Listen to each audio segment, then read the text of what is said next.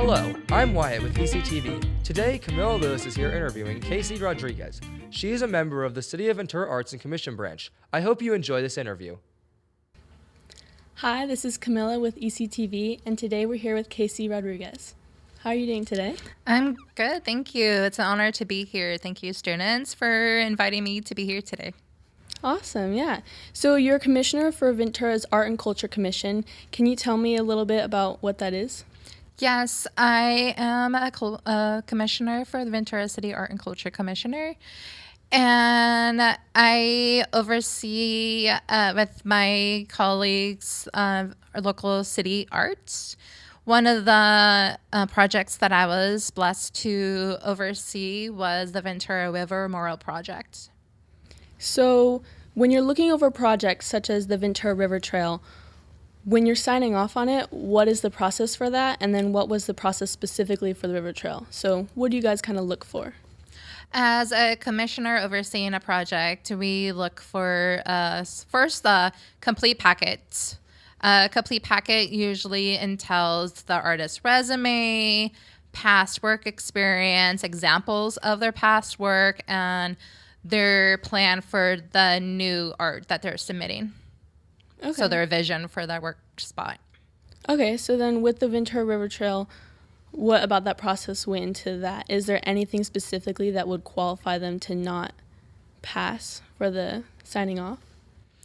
If like an artist didn't submit a resume or anything lacking information, one of the strong things that we need to know as a commissioner is their past work experience, examples of their art, to make sure that they have the ability to produce what their vision is for that site.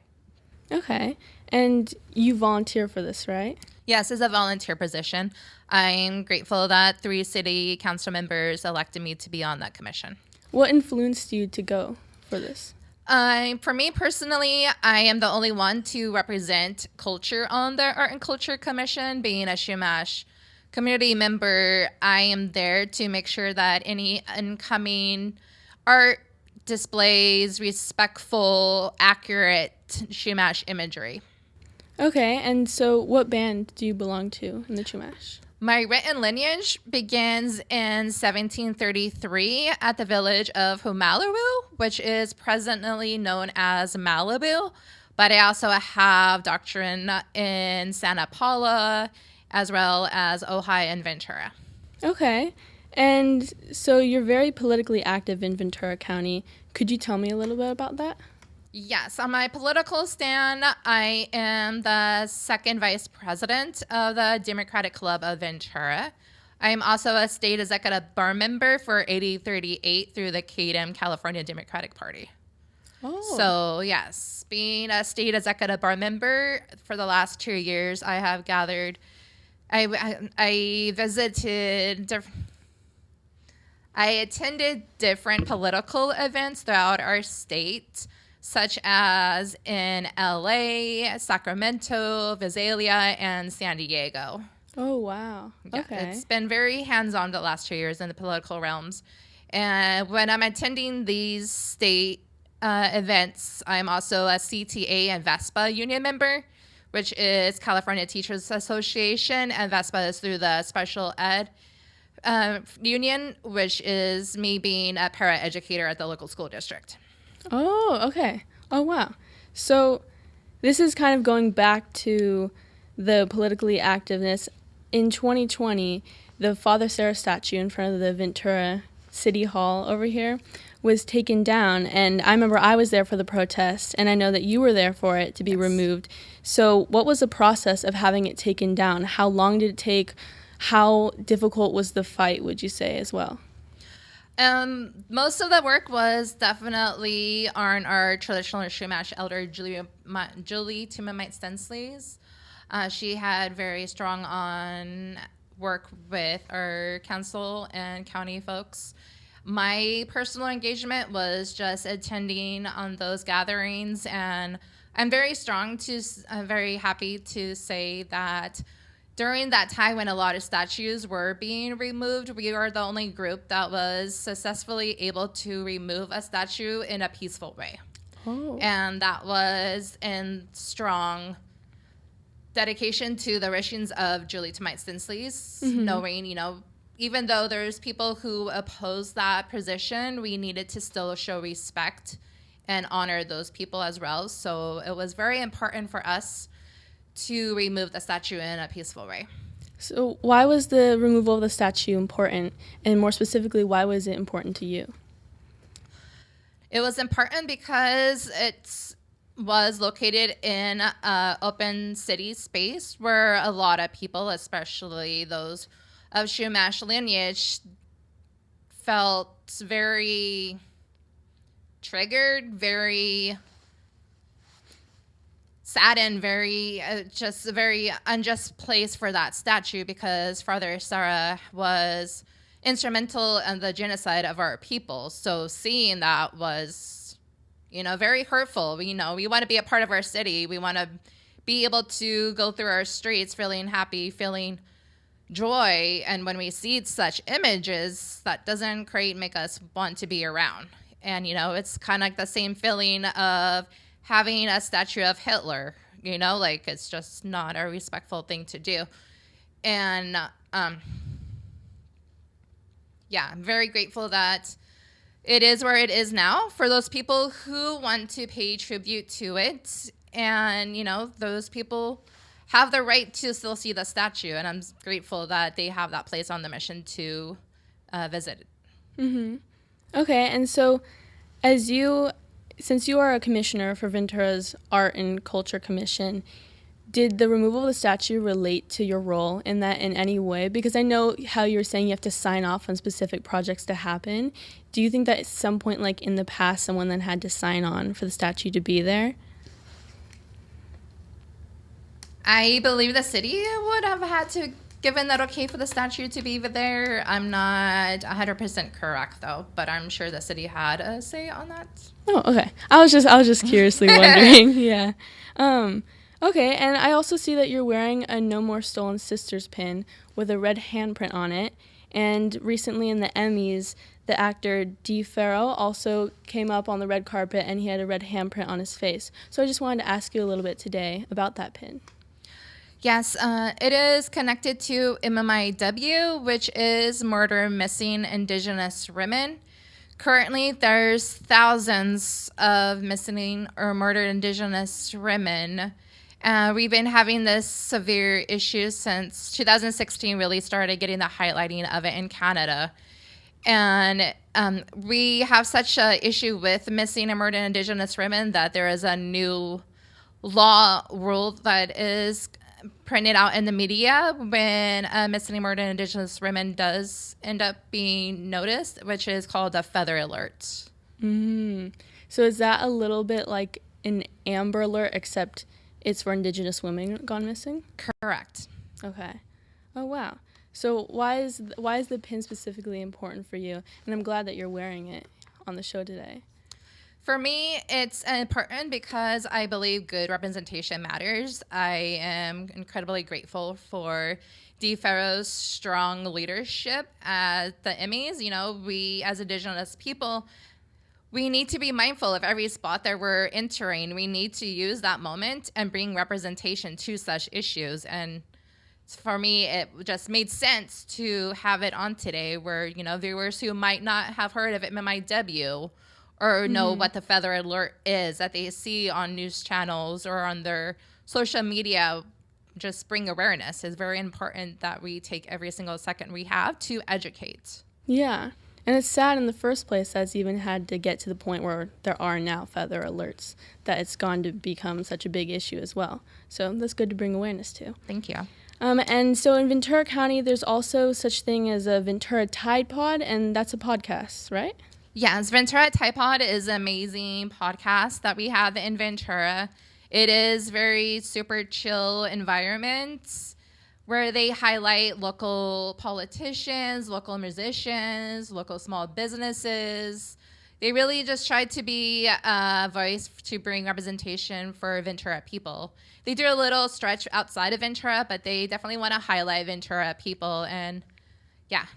How are you involved in this? Have you been on it, or are you a part of running the podcast? I am definitely one who would be honored to be a Ventura Pod family member.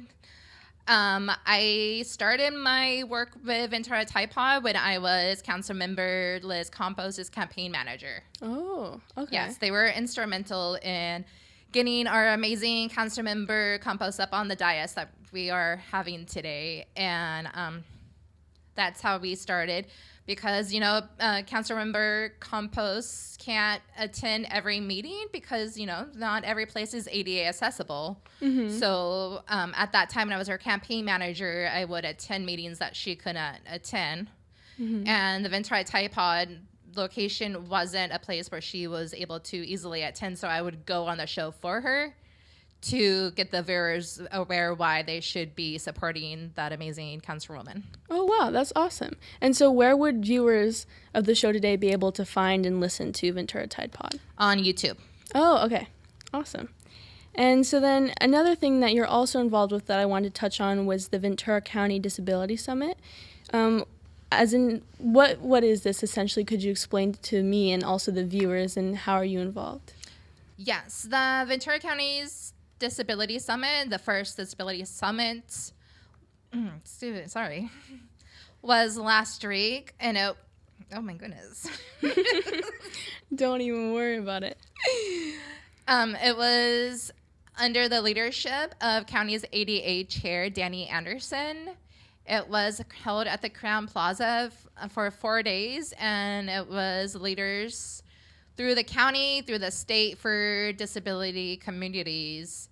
They had the amazing ARC participants, they had county officials, they had state officials, and we all gathered to learn more about the disability community. And one important thing is for people to know disability is not a bad word. Disability people have rights because of that word itself.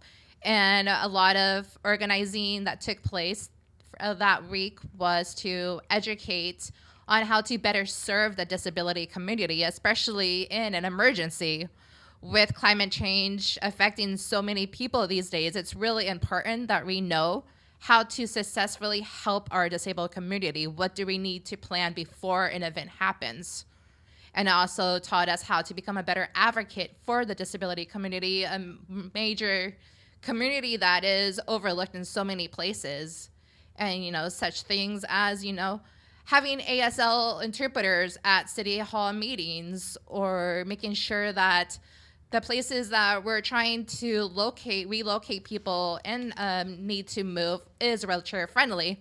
Councilmember Campos tried to evacuate to the fairgrounds when we had the Thomas fire, and she couldn't attend actually to have shelter because they weren't set up for a wheelchair. These discussions need to happen, and they need to happen before we have an emergency. Yeah, for sure. And you're also a paraeducator, right? Yes. So what do you do for that?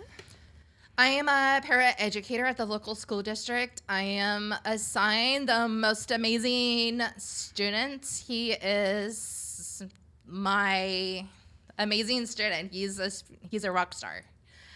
I've been with him for 3 years, and I am by his side throughout the school day, helping him succeed and learn and grow and have fun. Most importantly, have fun at school and learn how to build better communications and friendships, and just there to be his helping hand to guide him as successfully as I can on his growth as a student. Oh, and what influenced you to take this job? I have always worked within the disability community. I've always been involved. I started attending with the special needs population when I was a kid. I was born a preemie, and so since I was born a preemie, my speech muscles didn't develop all the way. And so for me to get the speech help I needed, I was put into special ed classrooms. And at that young age, before kindergarten, I was very aware of the stigma that parents of special education kids and the students receive. And even at that young age, I wanted to do something about that. I wanted to find a way to bring unity within the whole entire school and not have people think, oh, I'm going to get it, it was contagious, or anything like that. So I was always a strong advocate for the special ed population. I was also an ARC employee for 5 years, working with adults, and that was one of the best experience ever in my life. And the ARC participants that I worked with are amazing people, and so many people are missing the joy in the lessons that they can teach because they don't give them a time to socialize with them. And they're just really amazing people. So that's one of my strong things, is making sure that our disability community members feel included in our city, wherever we are at, making sure that they can join us. And so being just a really dedicated person to bring representation to that community, I've had a heart, and then I became a preschool teacher, and then that led to being in the school district as a paraeducator. Oh, wow. So it sounds like you've been kind of in that system for a really long time. When did that all start? Like, when did you officially take the job? As a paraeducator? Yeah. 3 years ago.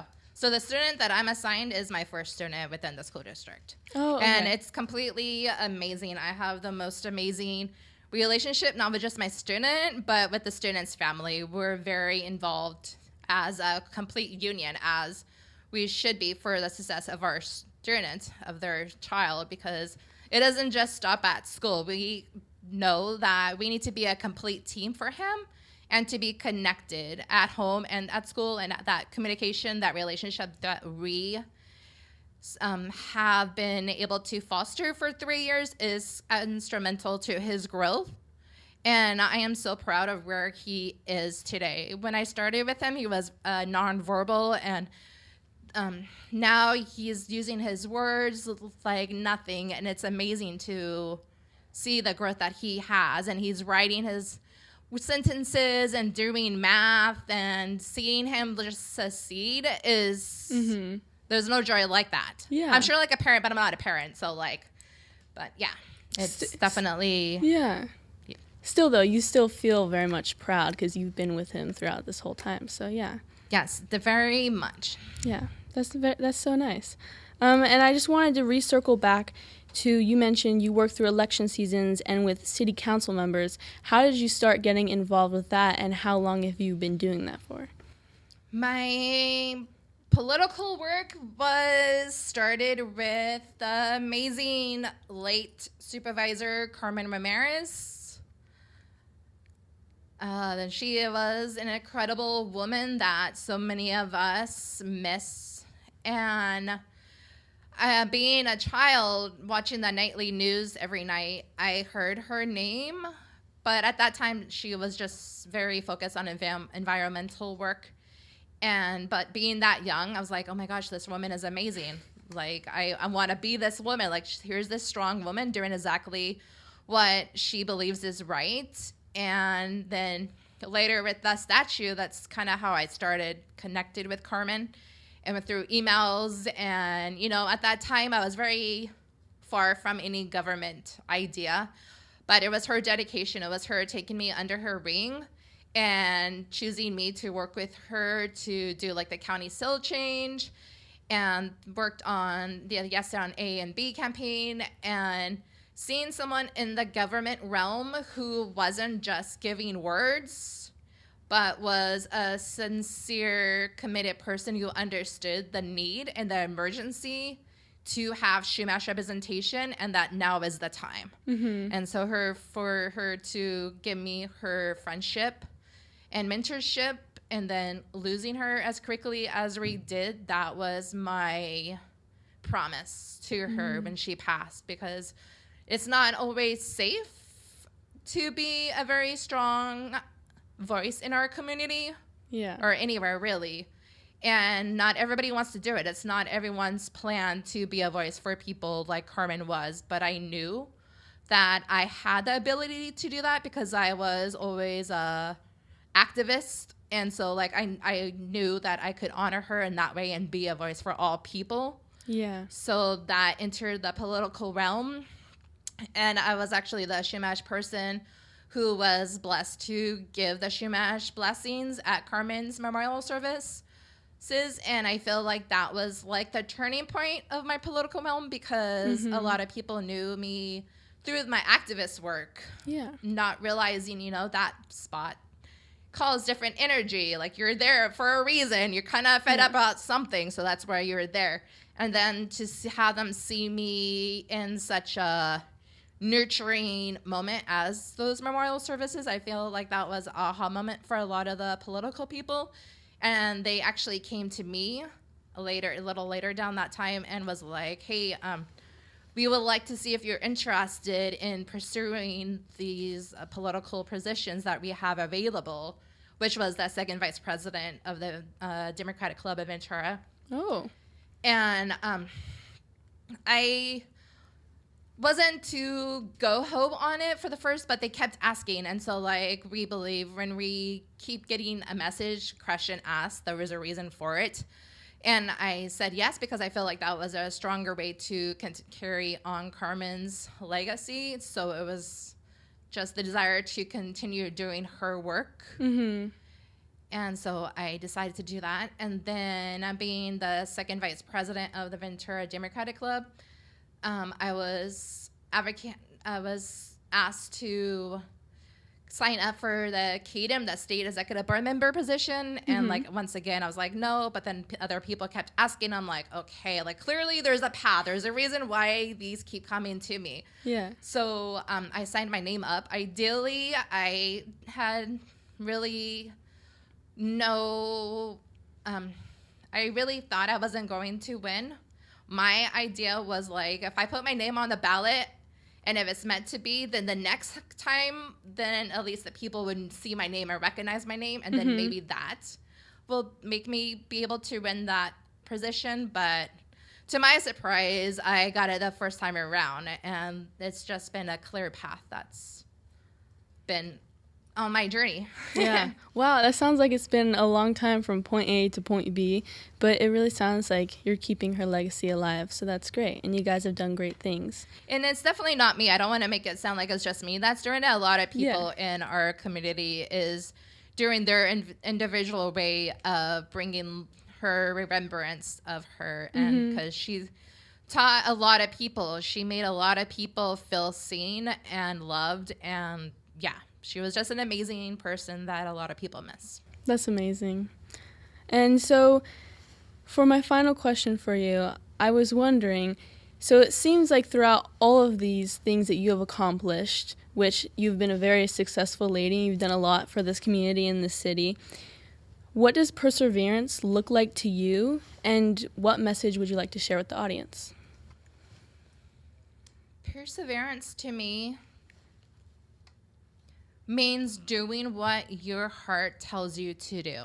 Only you know your path, and you walk your path with your head up high, not letting negativity, not let anybody's opinion about your walk interfere what you know your path is, and waking up every day dedicated to doing what you believe is right, because only you know what is right for yourself. And, sometimes we fall. Sometimes we make mistakes, but perseverance is learning from those mistakes and getting up and doing our best and never stopping. Awesome. And thank you so much for coming. This is Camilla with ECTV. Thanks for tuning in. Hello again. This has been Camilo Lewis interviewing Casey Rodriguez of the City of Ventura Arts and Commission Branch. I'm Wyatt with ECTV. Thank you for watching.